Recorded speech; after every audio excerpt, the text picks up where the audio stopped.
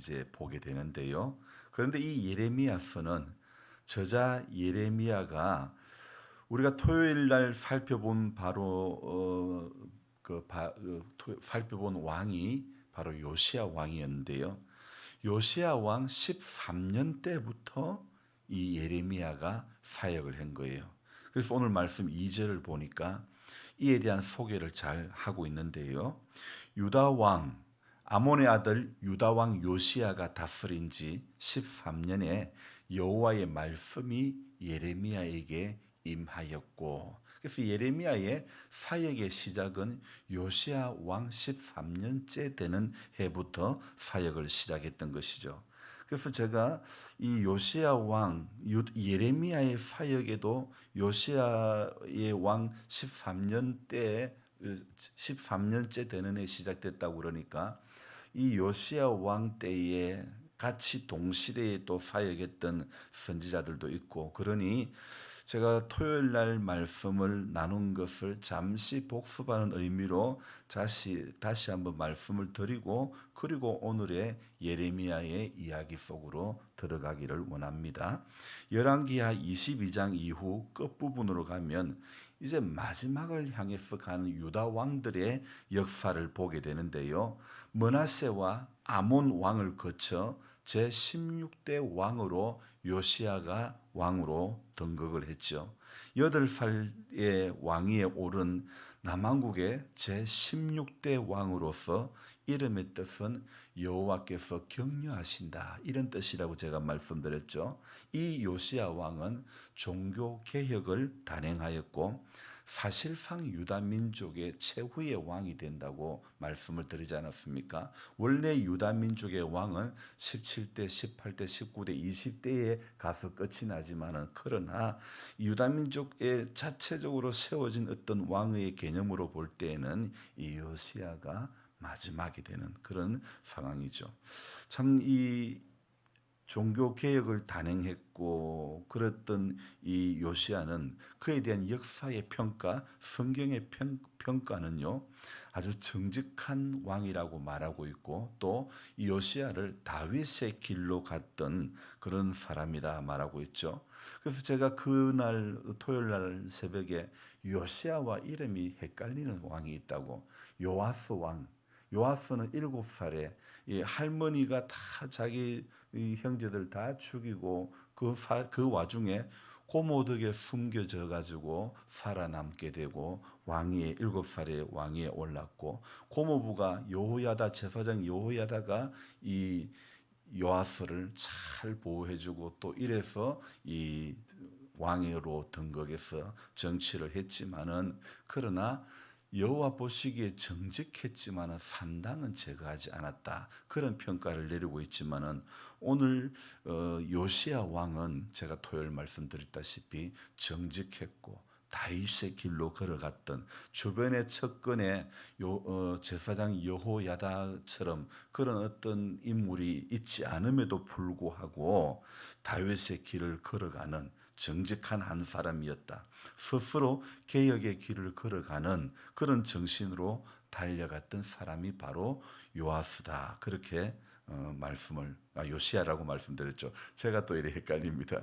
이름의 뜻대로 정말 하나님께서 격려하신다는 말을 들을 수밖에 없는 것은, 이 8살의 왕이 올라서 또 정치한 지 18년째 되는 해에 성전 수리 작업을 지시를 하는데, 그 속에서 율법책을 발견하게 되고 율법책을 읽게 했을 때에 그 반응이 어떻다고 했습니까? 열왕기하 11장을 읽으면서 그날 토요일 새벽에 제 마음속에 요시야의 그 반응이, 왕이 율법책의 말씀을 듣자마자 곧 그의 옷을 찢었다. 그의 옷을 찢었다. 곧 그의 옷을 찢었다. 아무나 율법책의 말씀을 들을 수 있는 것이 아니고 이런 반응을 할 수 있는 것이 아니다고 말씀드렸죠. 다윗의 길로 가는 정직한 왕만이 할 수 있는 것이 아닐까요? 우리 모두가 말씀을 듣고 이런 반응, 옷을 찢는 것, 곧 마음을 찢는다는 것, 어쩌면 이 마음을 찢는다는 것을 상징적으로 보여주는 퍼포먼스가 옷을 찢는다는 게 아닐까요? 그래서 오늘부터 살펴보는 예레미야, 흔히 예레미야를 어떤 선지자라고 그럽니까? 눈물의 선지자라 그러지 않습니까? 그것은 이 예레미야가 여리고 마음이 여리고 눈물이 많은 사람이라서 붙여진 이름이 아니라 동시대에 사역을 했던 나홈이나 스바냐와 같이 요시야 왕 때부터 마지막 시드기야 왕 이후까지 멸망하고만 예루살렘에 남아서 백성들을 챙기며 역사의 서름을 온몸으로 다 겪으면서 유다 말기의 역사를 기록한 사람이 바로 예레미야였지요. 그러니 자연스럽게 서름, 나라 잃은 서름, 나라 망한 서름을 온몸으로 겪으면서 기록을 하다 보니까 자연스럽게 눈물의 선지자가 될 수밖에 없었죠. 하나님께서 주신 은혜는 많죠. 백성들은 하나님이 반하는 그런 길로 가죠. 눈물 날 수밖에 없는 상황 아닙니까? 오늘 1장 2절에 요시야가 다스린 지 13년에 여호와의 말씀이 예레미야에게 임하였고 요시야 왕 때 예레미야 선지자가 활동을 했다고 기록이 되어 있는데 그런데 이게 좀 아이러니한 거예요. 왜 아이러니하냐면 요시야 왕 때는요. 남유다가 그 영적인 상태가 가장 좋을 때가 아마 그때였지 않은가 생각을 할 수 있는데요. 가장 은혜가 충만한 그런 상태에 있을 때에 요시야가 율법책을 말씀을 들을 때에 옷을 찢고 반응이 일어나고 그런 가운데 뭐 그렇게 책망할 것이 있을까? 뭐 그렇게 말씀할 게 있을까? 하나님은 왜 그때 예레미야를 보내셨을까? 예레미야가 부르심을 받던 바로 직전 해에 온 나라가 우상을 다 버리고 하나님만을 섬기기로 결단을 했던 것입니다. 그리고 얼마 되지 않아서 성전과 예배가 회복이 됩니다. 잃어버렸던 율법책을 발견하기도 하고 이 책을 읽다가 왕으로부터 나라가 전체가 회개를 하기도 했죠. 수십 년 동안 중단되었던 유월절을요. 이제 국가적인 차원에서 다시 거행을 하며 나라 전체가 정말 축제 분위기일 때 바로 그때 하나님은 예레미야를 보냅니다. 바로 이 점이 우리의 신앙을 다시 한번 돌아보게 하는 것이라고 저는 생각되는데요.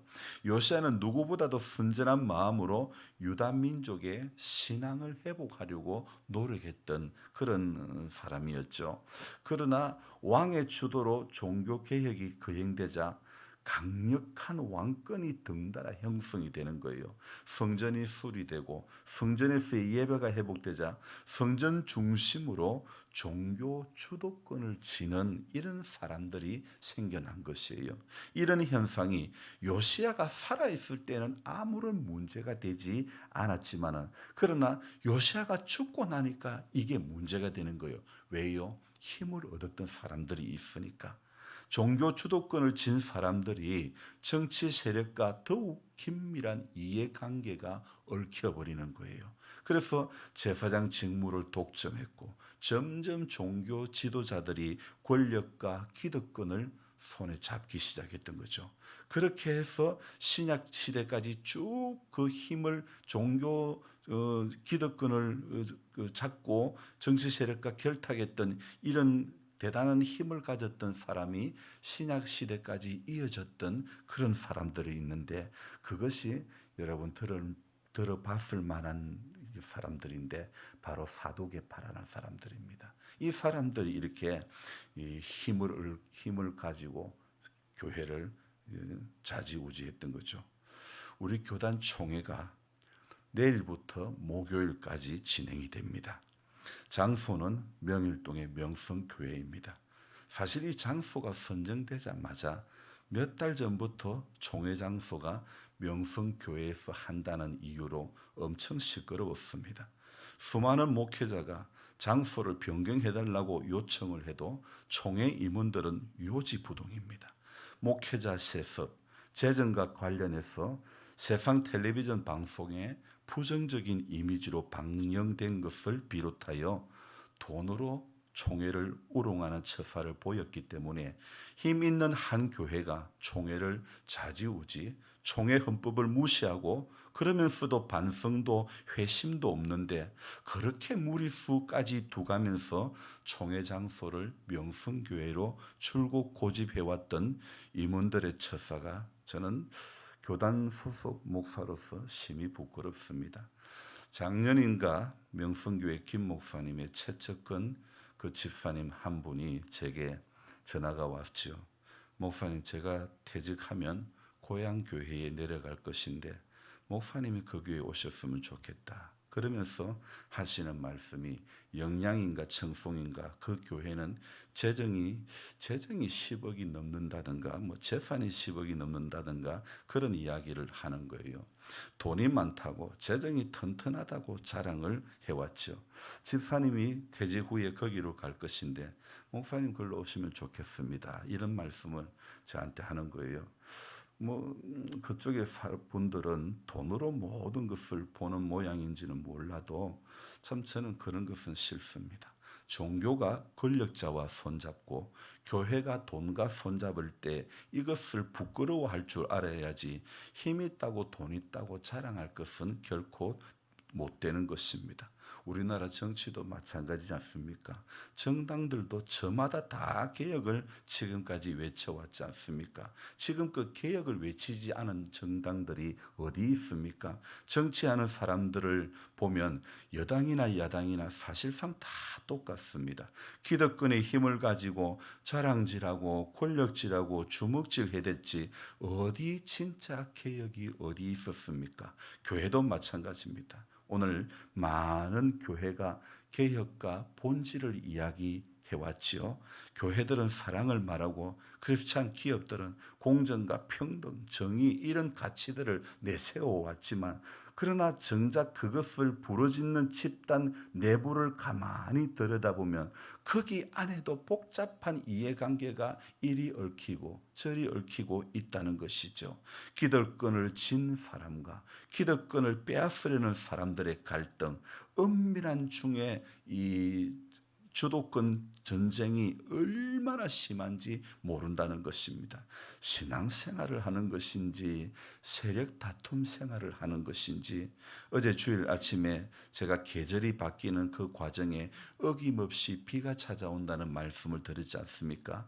바로 그 비가 오늘 세력 생활, 세력 다툼 생활하는 인생들의 마음을 싹 썰어버렸으면 좋겠다는 생각을 해보았습니다. 교회가 더 이상 돈 자랑, 힘 자랑 못하게 말입니다. 예수 자랑하지 않는 교회가 돈 자랑하고 힘 자랑하고 그렇게 숫자 자랑하고 하는 것 아닐까요? 겉에 보이는 것은 예수님이 있는 것처럼 보이는데 실제는 다 갖추었는데 예수만 없는 교회들이 오늘 얼마나 많은지 모릅니다. 이것은 교회뿐만 아니라 개인의 삶도 마찬가지입니다. 내게 있는 모든 것으로 구제하고 내가 내 몸을 불사르게 내어줄지라도 사랑이 없으면 내가 아무것도 아니라고 고린도 교회를 향한 이 말씀이 있는데요. 내게 있는 모든 것으로 구제하고 내 몸을 불사르게 내어줄지라도 사랑이 없을 수 있는 것이 제된 우리 인간의 본성 아닙니까? 타락한 본성 아닙니까? 희생을 하면서도 봉사를 하면서도 얼마든지 이기적일 수 있는 것이 오늘 우리들의 모습이 아니겠습니까? 바로 이것이 우리가 신앙생활하는 영적인 수준이 아닐까요? 분명히 성경은 무엇이라고 말합니까? 선줄로 생각하는 자는 넘어질까 조심하라고 분명히 고린도전서 10장에 말씀하고 있지 않습니까? 그런데 어떻게 우리는 넘어질까 조심함이 어찌 보면 너무 없는 것 같아요. 하지만 우리가 분명히 알아야 하는 것은 내가 생각할 때 내가 가장 잘 서 있다고 생각될 그때가 가장 위태로울 때이고 잘한다고 평가받고 있을 때 그때가 어쩌면 이미 타락한 그런 시점이 될 수가 있다는 것을 알아야 됩니다. 자기가 볼 때 자기가 스스로 대견해 보일 때 바로 그때가 어쩌면 변질의 씨앗이 우리 안에 싹이 트고 있을 때라는 것입니다. 그러므로 바울이 말했던 성경 구절이 생각납니다. 난 지극히 작은 자, 죄인 중에 괴수, 난 무익한 사람이다. 바로 이것이 저와 여러분들이 고백해야 할 하나님을 향한 신앙이고 우리 믿음의 자세가 이러해야 될 줄로 믿습니다. 어제 말씀 가운데 또 여러분 기억해야 될 것, 내가 연약한 존재라는 것, 내가 터지기 쉬운 존재라는 것을 인정하는 거기서부터 우리 신앙이 출발해야 우리 믿음이 자라가는 거예요. 이걸 인정하지 않으니까 내가 터지기 쉬운 존재라는 걸 인정하지 않고, 아니 잊어버리니까 사람들이 전부 다 신앙생활하는 게 아니고 세력생활하는 거예요. 세력 다툼하고 누가 더 큰가? 예수님의 제자도 누가 더 큰가? 주님을 모시고 다니면서도 누가 더 큰가? 그것만 관심이 거기밖에 없는 거예요. 주의 나라가 임할 때 내 아들 하나는 좌편에 우편에. 그러니까 하나님의 나라가 정말 하나님의 나라는요, 누가 높고 누가 높고 좌측에 우측에 그거 앉은들 무엇이 중요합니까? 정말 중요한 것은 오늘 하루를 살아가도 주님과 동행하는 것이 중요한데 자리만 앉아 있으면 무엇합니까? 하나님 기뻐하시는 삶을 살아가야 되는 거 아닙니까? 예배를 드리는 것도 중요하지만은 예배자의 삶을 살아가는 것이 우리는 오늘도 가장 중요하다는 것을 기억해야 될 줄로 믿습니다. 예배자의 삶을 기억하고 살아가는 것이 바로 그것이 하나님의 영광 아니겠습니까? 그래서 저와 여러분들이 오늘도 우리 스스로가 이만하면 괜찮다 생각하지 말고, 선줄로 그렇게 생각하지 말고 오늘도 넘어질까 조심하라고. 예레미야를 통해서 하나님께서 요시야 왕 때에 가장 번성하고 신앙적으로 가장 이렇게 잘 되고 있을 때지만은 하나님은요 또 그 다음을 내다보는 거예요. 요시야가 죽고 난 뒤에 일어날 모든 일까지도 우리 하나님은 다 아시고 계시는 하나님이신 줄로 믿습니다. 그래서 저와 여러분들이 오늘도 내가 가장 잘 서 있다고 생각될 때가 가장 넘어지기 쉬운 때라는 것을 생각하면서 오늘도 조심하고 또 조심하고 하나님 앞에 초심으로 돌아가는 그런 신앙의 사람들이 되기를 주님의 이름으로 부탁합니다. 기도하겠습니다. 좋으신 하나님, 새로운 한 날을 또 시작하며 월요일 새벽에 예레미야서를 바라보면서 이 모든 예레미야의 이 사역의 시작이 요시야 왕 때 되어진 것, 하나님 우리가 살펴보았습니다. 요시야 왕 때에는 문제가 없었지만은 요시야 왕이 개혁을 하고 개혁한 이후로 왕권이 강화가 되고 또 그런 말미암아 요시야 왕이 죽고 난 이후에 왕권이 강화되었을 때 기득권을 잡았던 사람들이 요시야 사후에 어떻게 교회들을 이렇게 또 나라를 이끌어 갔는지, 정치하는 사람들과 결탁하여 이렇게 힘 있는 세력으로 등장해서 결국은 하나님 원치 않는 모습으로 나갔다는 것, 우리도 하나님 요시야의 삶과 또 예레미야의 사역의 시작에 있어서 가장 문제가 없어 보이는 그때였지만은, 그러나 하나님은 그때 예레미야를 부르셔서 말씀을 주셨다는 것, 성줄로 아는 자 되지 않게 하기 위함인 줄로 믿습니다. 오늘도 조심할 수밖에 없는 신앙이 될 때에 넘어지지 않는 신앙의 사람들이 되는 줄로 믿습니다. 하나님 앞에 넘어질 수밖에 없는 연약한 인생임을 오늘도 고백하면서, 그래서 주님이 필요하고 그래서 은혜가 필요하고 그래서 말씀이 필요한 한 인생이라는 것을 우리가 오늘도 깨닫고 주님 앞에 주께로 더 가까이 나아가는 우리 모두가 되도록 도와주시옵소서. 한 주간도 새벽을 깨우며 기도하는 일에 새 힘을 더해 주셔서 하나님 앞에 한결같이 기도하는 한 사람이 될 수 있도록 도와주시옵소서. 감사를 드리며 예수님의 이름으로 기도드리옵나이다. 아멘. 간절한 마음으로 주여 부르고 기도합니다. 주여, 주여, 주여! 존귀하신 하나님 감사를 드립니다. 우리 연약한 인생들이 모여서 오늘도 새벽을 깨우게 하시니 감사합니다. 하나님 말씀 앞에 쓸 때